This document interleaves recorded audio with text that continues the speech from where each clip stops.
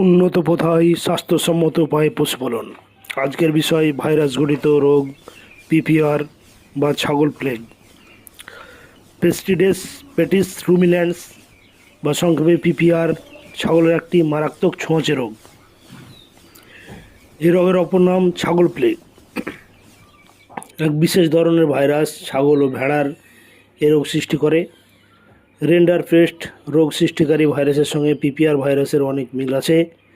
দুটি রোগের লক্ষণ অনেকটা একই রকম: প্রচণ্ড জ্বর, ডায়রিয়া ও শ্বাসকষ্ট। 1989 সালে ভারতে প্রথম ছাগল ও ভেড়ার এই রোগে আক্রান্ত হওয়ার খবর পাওয়া যায়।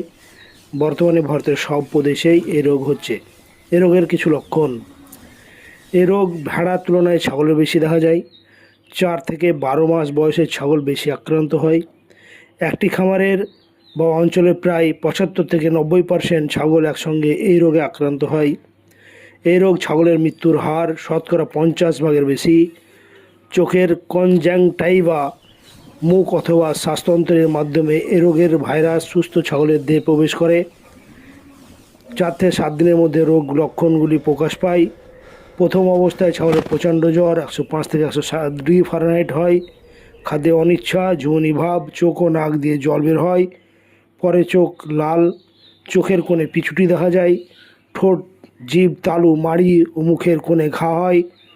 জ্বর হওয়ার 3 থেকে 4 দিন পর থেকে জলের মতো পাতলা মলত্যাগ করে। পরে কাশি ও শ্বাসকষ্ট হতে দেখা যায়। ডায়রিয়া শুরু হওয়ার সপ্তাহখানেকের মধ্যেই আক্রান্ত ছাগল মারা যায়।